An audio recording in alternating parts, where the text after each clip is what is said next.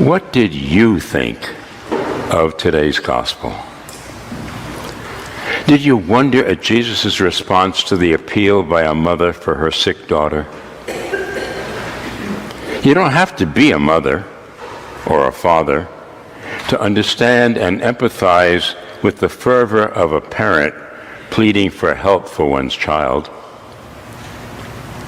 As we hear the description of that encounter, I suspect most of us would be cheering for the mother, and perhaps put off by the way Jesus treats her. It doesn't sound like the Jesus we worship, the compassionate, kind, and loving Jesus. What are we supposed to make of it? Each of the four Gospels tells at least part of the story of who Jesus was, and each tells it from the point of view and particular agenda of its author. Matthew's version is often called the most Jewish of the Gospels. It was written by a Jewish follower of Jesus, aimed at a Jewish audience, with an emphasis on how Jewish Jesus was, and how, rather than rejecting the Jewish faith, he fulfilled it. Matthew's Gospel was probably written around the year 100, and by then there was growing hostility between Jews who were followers of Jesus and Jews who rejected him as being unfaithful to the Jewish way. Those in the Christian fold looked down on other Jews as being spiritually blind, the reverse being the view held by Jews who rejected Christian beliefs. The question was, who would or could share in the benefits of God's kingdom? In other words, who is in? Who is right? And the answer, assumed by both groups, was us, of course.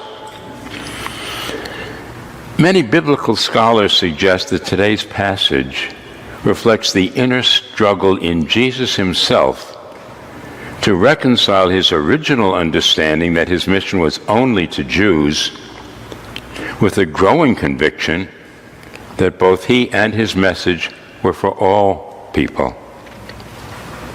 We see that question reflected in his response to the plea of the non-Jewish Canaanite woman.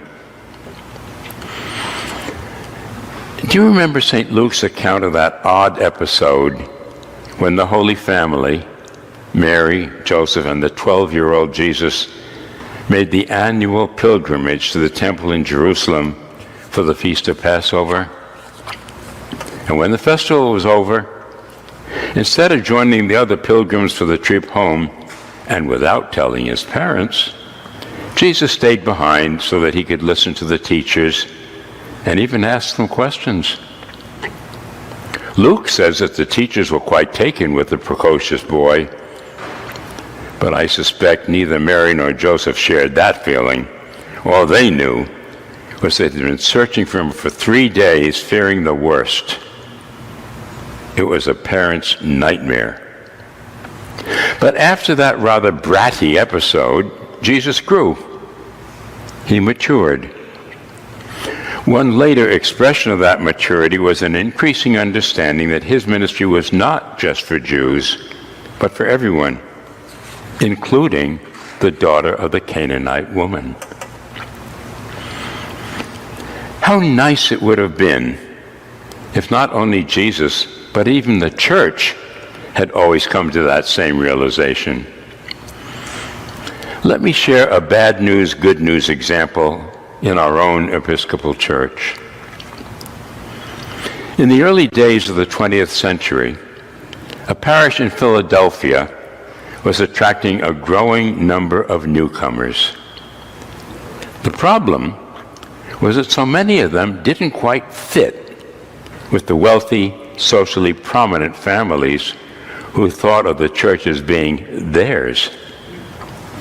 When more and more outsiders started coming to services, the vestry decided to protect their special enclave by building and endowing 2 impressive chapels at a respectable distance from their parent. Then when someone who was clearly not of the proper social set, the ushers, very politely, would suggest that they might be more comfortable at St. Elizabeth's, and even told them how to get there.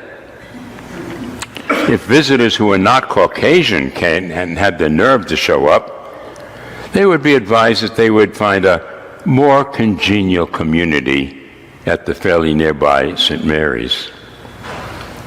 That's the bad news. But I'm delighted to add the good news, which is that for many years that parish has been multiracial and multicultural in active membership and warmly welcomes all who come. Also, being in a downtown city location, that church stands amidst a significant homeless population. In the cold winter months, the doors of the warm, heated building are open so that homeless people can come and sleep in the pews safely. And that's even while Mass is being celebrated at the altar. Now, as Father Tony's granddaughter would put it, to land this plane, an anecdote from my own experience. One day last fall, when the weather grew colder, I took a flowering plant indoors from its summer place hanging on the side of the house. Unfortunately, it didn't survive the transition, and when I went to water it, I saw that it was quite dead.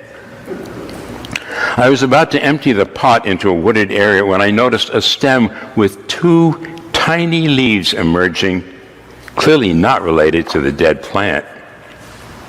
It was just a simple weed. I looked at it and I thought, God bless you. You're simply trying to live. And I'm going to do everything I can to help you do just that.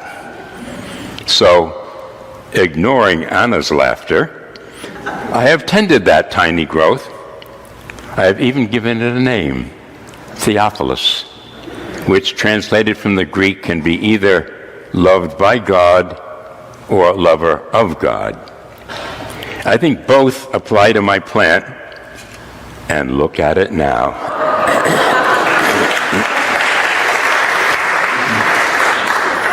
It even has a tiny new neighbor, somewhat related, I suspect. Serious gardeners may want well to educate me as to the significant difference between weeds and flowers, confident that one is in the category of life to be prized, while the other is just an invasive, unwanted pest. And they may be right, at least as far as they are concerned. I'm sharing that story with you now because, along with my admiration for that little weed struggling to live and grow, I saw a question, the same question as in today's gospel, which is not only in the church, but thinking of all people everywhere, who are weeds and who are flowers? Maybe sometimes you and I are dandelions and other times orchids. But the message of today's gospel is that we are all loved by God. Amen.